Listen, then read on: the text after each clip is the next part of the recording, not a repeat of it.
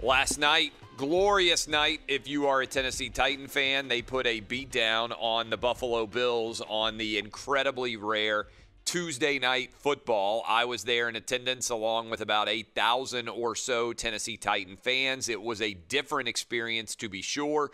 60,000 zip-tied seats all around us where you were not able to actually sit in a court sort of normal fashion. Nobody around in front of us, and that made the experience a little bit wacky.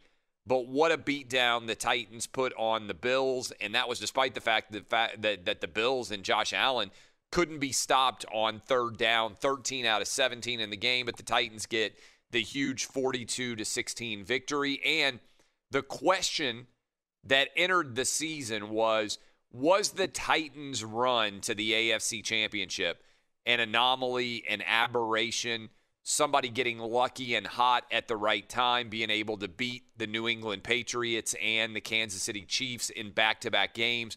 Was that something that was going to continue this season? And in particular, was Ryan Tannehill a flash in the pan? Did the Titans overreact by making him their long-term quarterback? The answer, at least through 4 weeks, appears to be no, that there is some staying power there from Ryan Tannehill. Also, there seems to be a decent amount of offensive rhythm that's going on, particularly for the Titans, thanks to Arthur Smith, who may be at the top of a lot of these teams' lists. Could there be a call going to him for the Houston Texans?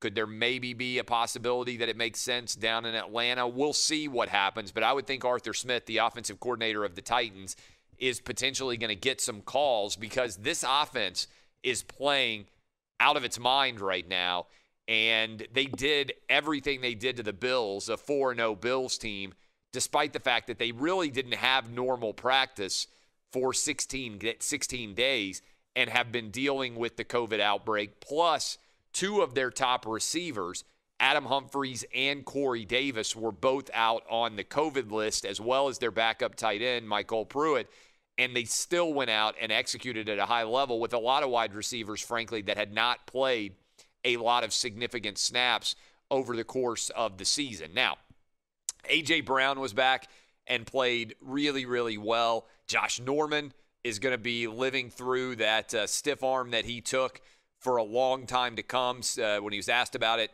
Derrick Henry said that he had been doing some curls a lot recently, and he definitely curled Josh Norman. In Major League Baseball news, for those of you waking up, the Braves have put the Dodgers on the early ropes by taking a 2-0 series lead, and the Rays appear to have effectively ended the Houston Astros season by going up 3-0. We could have a 2004 Red Sox situation, I suppose, in that series, but I'm not seeing it right now. Strong indications that we would see a series between the Braves and the Rays. Good luck to anybody who has that exacta ticket and predicted that as the World Series. We'll see whether the Dodgers have any major mojo, whether they can fight back. They now have to either win 4 games in a row or they have to win 4 out of 5. Now, I'll tell you this. There's nobody who's an Atlanta area sports fans that's like, we got this. We got this locked up. There's no way we're going to blow this 2-0 series lead. No, my friends. Once your team has given up a 28-3 Super Bowl lead like the Falcons did, there's never going to be another sporting event where you don't have post-traumatic stress based on the way that game went down. Until there is no time left in any game, no Atlanta area sports fan is going to believe that their team is going to win. All right, so that is where we are in terms of major stories. Also, Le'Veon Bell now a free agent. He's been released by the Jets. We'll see exactly how much interest there is in him. But yet another running back who gets big dollars and then has everything crumble around him. Putting into context that Le'Veon Bell situation, I read this earlier, and it's a pretty crazy data point. The Jets paid Le'Veon Bell $34,869 per rushing yard. That's flat out unbelievable. All right, so usually we do top 5, bottom 5. We've been doing it for a long time. We're going to continue to do it. I believe we have the music. Go ahead and cue it up, Danny G, and then I'll start with the top 5 teams in the NFL and you can let me know whether or not you agree with this list as we shake through the top 5 teams in the NFL through 5 weeks of the NFL season. The best team in the NFL, I believe, so far has been the Green Bay Packers. They have been dominant on some level in every game that they've played in. I love what I'm seeing with Aaron Rodgers. Even with the issues they have in health at wide receiver, it hasn't mattered. They have a tight end who comes out of nowhere and catches 3 touchdown passes. This offense is rolling, downright dominant for the Packers. I think they are the best team in the NFL right now. Sliding in the second spot in the Outkick top 5, the power rankings of the 5 best teams in the NFL right now, I have got the Seahawks.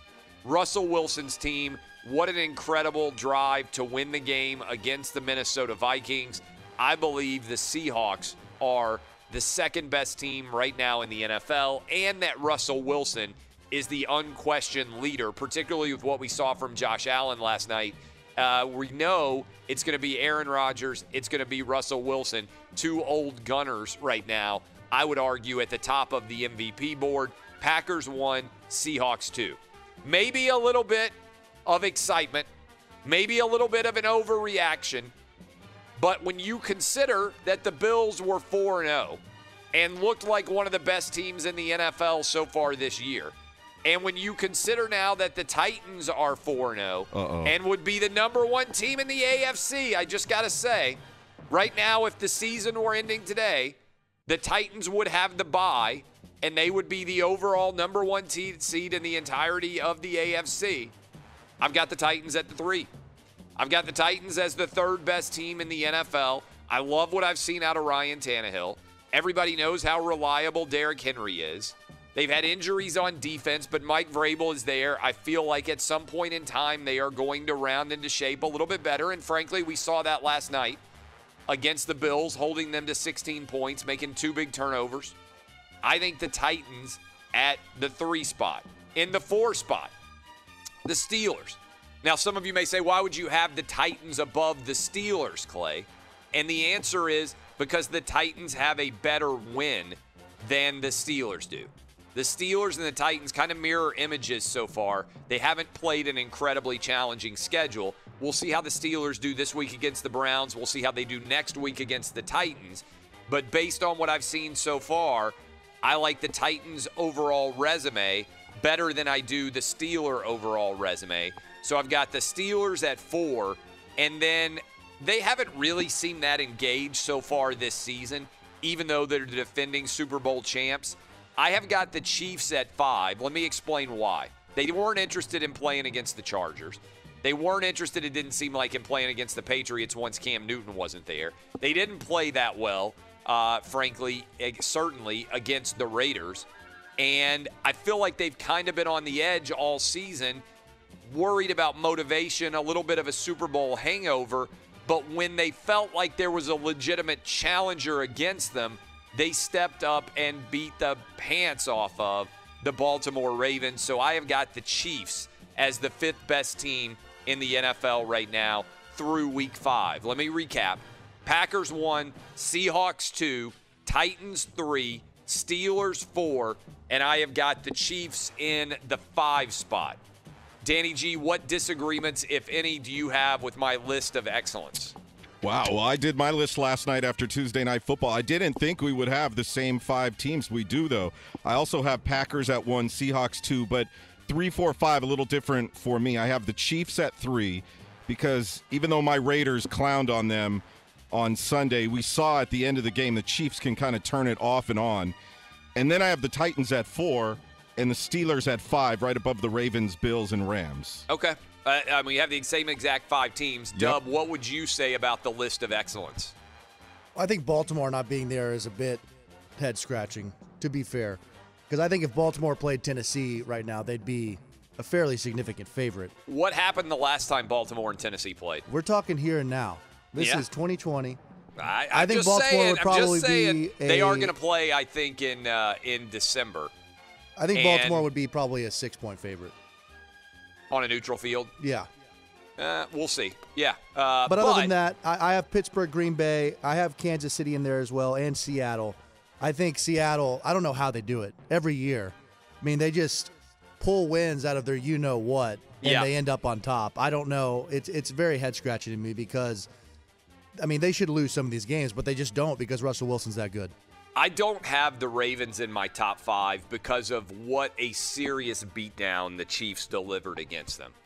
I felt like that was a statement beatdown win that the Chiefs brought to bear. Does that make sense? Like, I agree with you in general that the Ravens in their wins have been very impressive, but I felt like that was a soul-stealing win that the Chiefs put on them, which is why I've got the Chiefs at the 5. Like, I just feel like the Chiefs, when they need to and want to and feel challenged, are going to be able to elevate to a level that very few teams, maybe no one else in the NFL, can meet.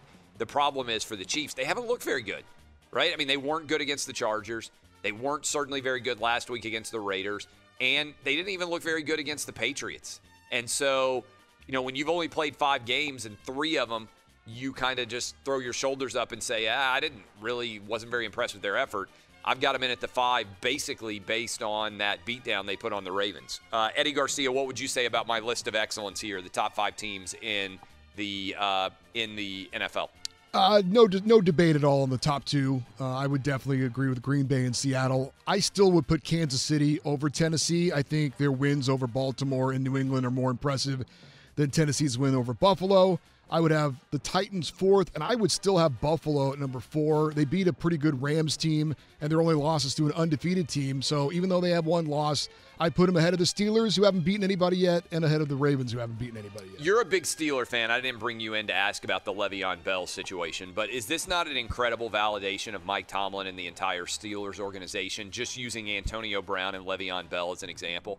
Without a doubt. I look, as a Steeler fan, they aren't batting 1,000, but it's pretty close as far as when they know when to let guys go, either late in their career, before they've started to decline, or guys who have just become too much of a headache, and it almost always works out for them. What about you, Roberto? Any additional changes? Anybody you would have in your top 5 that isn't in my list? No, it's yours, same as mine pretty much. I got the Packers, the Seahawks, and even though the Raiders whooped on the Chiefs, I still got to put the Chiefs at number 3. They could turn it on whenever they want. The Titans 4 and the Steelers 5.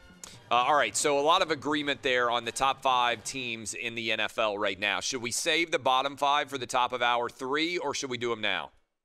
I think we have time to do it right now. All right, let's go ahead and do the bottom 5 teams in the NFL. This, not as joyous of an occasion. This is the list of sadness. There are a lot of people out there that were so excited for the NFL to be back, and many people on this list are like, you know what? If the season got canceled, it wouldn't be awful. I don't know that we need to play the last 11 weeks. What do we need to see to make sure we know, kind of what happened already? I'm ready for the draft. Let's tank for Trevor Lawrence. Here is the list of sadness, counting down. It took a while for them to get on this list. It took a while for them to get on the Outkick list, and everybody before the season said this was going to be the worst team in the NFL. They aren't the worst team in the NFL, but they have lost 4 games in a row. It's the Jacksonville Jaguars. They won week 1 against the Indianapolis Colts, and then they played really well in week 2 against the Titans. People remember that. And I remember buying in, because I lost some money on them, when Miami was coming to town to play. I said, oh my goodness. They're going to handle Miami in the battle for Florida, Jacksonville Jaguars. They got run. And they've been getting run a lot since. The Jags falling to 1-4. They are the king of my bottom 5, which is not a kingship you want to own. The Jags right now at number 28 overall. How about the Broncos? The Broncos, I know they've only played 4 games, and I know they've been competitive in most of those games, but this is not a fun team to watch. This is not a good team without Drew Lock. I have got the Broncos at 29. Oh, we talked about the Braves and the fact that the Braves managed to hold on and win 8-7 against the Dodgers.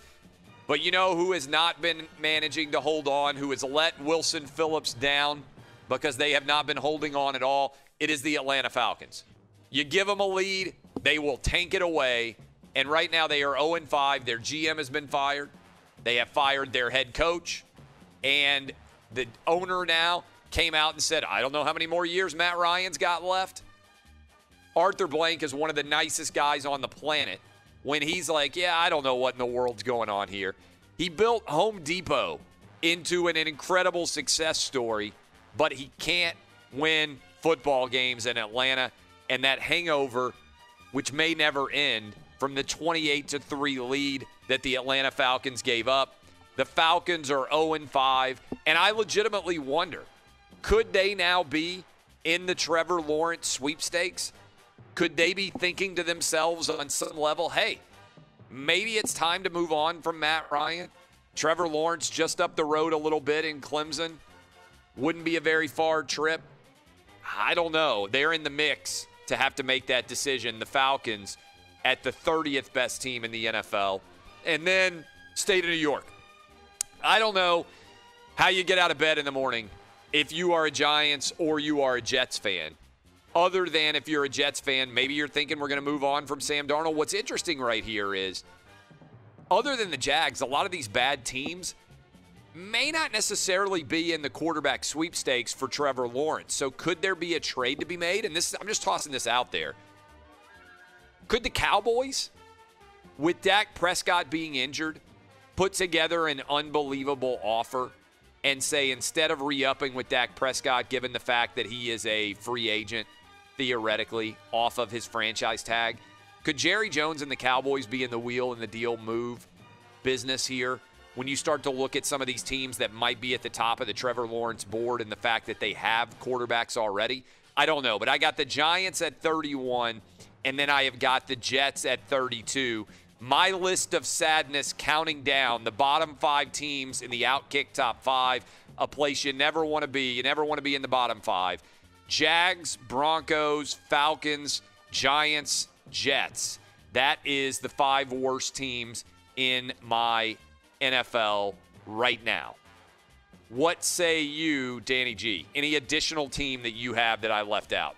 I don't have the Broncos in. I have the Jags, Giants, Washington football team, Falcons, and Jets. Here was my thought process on why I have the Broncos in. Because their only win is against the Jets, right? So I think when you got the one-win teams, you start looking at the one team that they beat. I've got the Jags in because they've lost 4 in a row. I've got the Broncos in because the only team they've been able to beat is the Jets. And you could make an argument for the Washington football team, but I think they've been somewhat competitive at least, and they've also played a really hard schedule. Anyway, those are my 5. Dub, would you have any additional? I had Washington as well, but you mentioned teams that have only beat the Jets. Let's take a look at our defending NFC champion 49ers. Their only 2 wins are against the Jets and the Giants. Yeah, they're in a rough spot. They might be a contender for this bottom 5 list in a few weeks. Which you would have never believed. Because listen to their schedule. They got the Rams, Patriots, Seahawks, Packers, Saints, Rams, Bills. That's their next slate of games coming up. So we could have the 49ers enter this list in a few weeks' time. I know I shouldn't hold it against them, but I hold it against the 49ers that they're in Santa Clara and that they make people calling football games in Santa Clara wear masks and have a plastic divider between them. Did you see that? I mean, this cosmetic theater absurdity. If you're going to have an announcer who's already been tested regularly in a booth wearing a mask while calling games with a plastic divider between you, I mean, you have just so gone over the top on the cosmetic theater that it makes me want to root against the 49ers, even though I guarantee you a huge percentage of 49er fans think that's insane, and also a huge percentage of players, coaches, and everybody else is like, this. Like, why are we so over the top? It's absurd. All right, Eddie Garcia, anybody else you have in the bottom 5? I got to agree with Dub and Danny. I also had the Washington football team in my bottom 5. But how about the New York Jets? Did you see their point differential? They're at a minus 86. It's one of the worst teams we've ever seen in the NFL. I mean, they are – and Adam Gase still has a job. Yeah. That's I mean, what has to happen for Adam Gase to get fired? Look, I don't claim that there's some great hire that's suddenly going to flip a switch and the Jets are going to be good. But Adam Gase has to be looking around like, man, I didn't think I'd last longer than Dan Quinn. Dan Quinn has been in the Super Bowl at least with the Falcons. And Bill O'Brien has won, 5 out of the last 6 division titles in the AFC South? Something like that. I mean, so both of those guys are far more accomplished at the places that fired them than Adam Gase is. Roberto, any final thoughts on the Outkick bottom 5? Yeah, I agree with Danny, Eddie, and Dub. I got Washington in there instead of the Broncos. Was that a flawed analysis by me? I don't know. I'm not sold on the Broncos. The city of Denver is outraged. They are revolting against the Outkick show. All right, that is the top 5. That is the bottom 5. When we come back, Shannon Spake will join us. She was on the sidelines or in the front row of the seats, wherever they let her be, for the Battle of Pennsylvania. What did she learn from that game between the Steelers and the Eagles? Where she headed this weekend? And more. All that still to come. This is Outkick on Fox Sports Radio.